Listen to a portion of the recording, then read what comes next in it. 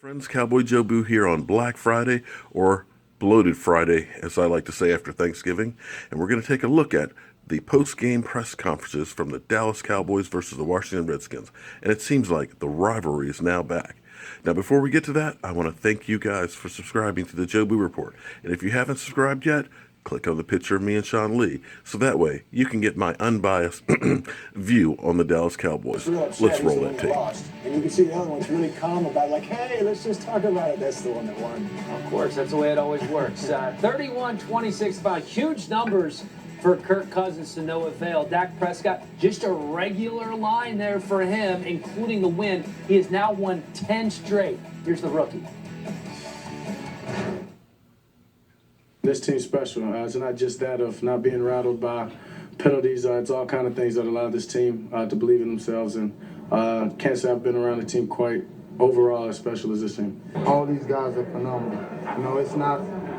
I'm pretty sure it's not like this around the locker rooms. You know, we actually, like I said before, give a damn about one another. We actually have fun outside of the locker room. We have a great time. I just think the guys stay focused. They stay focused on the task, what they need to do on each play to win that situation. And there's a lot of poise, there's a lot of composure. And I think there's a deep down belief and confidence that guys have that we're going to do what we need to do to win the ball game. You know you're talking to someone who knows how hard this is in 10 games in a row, and I do, and I have all the appreciation in the world for the success that we're having right there. Cowboys are a good team. They're 10-1 or whatever their record is for a reason, and we knew it was going to take an extraordinary effort today, and I think we got a lot of good plays, a great effort from everybody, but just came up short. The last 5 games of the year are critical, and that's what it's all about. That's what the NFL is all about. That's why it's so exciting for everybody at this time of year. So the great teams will rebound and make plays and advance, and the ones that aren't will have to look forward to the draft.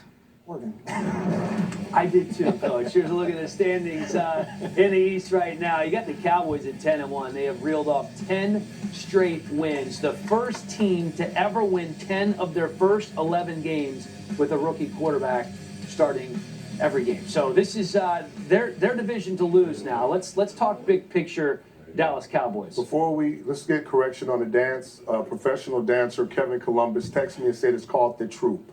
The Troop. The Troop. Thanks, Kevin. The dance. You know what? I don't even think we need to talk about anything else. We've settled that. It's The Troop. Can you do it? It's over. Yeah, I'll do it later, Coach, at the end. Back to big picture Cowboy stuff here.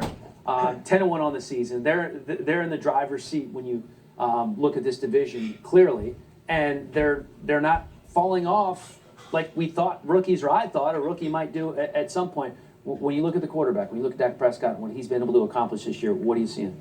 The first thing that comes to mind is the maturity that he's showing, like I was saying earlier, among the adversity that he's facing, and he's doing a great job with that. We have a couple examples here. Here's the first one right here, where it's a 3rd and 14. This is an example of his good patience right here. But he's got a 3-level pass on the right side. There's a player in the flat, a player vertical, and a player in a corner. This is the corner out right here. But he throws it here to Cole Beasley. Great timing, great touch.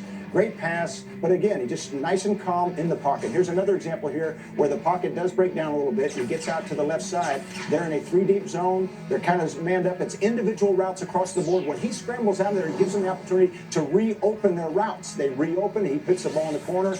2-touch, the toe drag swag, and he gets a touchdown. And they practice that play. It's called the scramble drill, right, Coach? Yep. So when the quarterback goes and scrambles, the receivers, they run another route, or they make an adjustment off the route they originally ran. Mm-hmm. Visualize this. Everybody's got individual routes, meaning there's no interception, no intersection. It's all just individual. As they go individual, if nobody's beating their man, he doesn't want to force the ball. So when he scrambles, everybody reopens their route, as was said, and gets to the sideline. That's how he found the open man. 505 total yards for this Washington defense. Or Washington offense, but the Dallas defense, when they needed to, got the job done. We call that bend, but do not break. They did not let the Washington Redskins in the end zone. They were 2 for 5 in the red zone, which is a great job. But if you look at here, against the run, something they wanted to do earlier to establish, the Dallas defense got a lot of penetration. They did not let the run get started.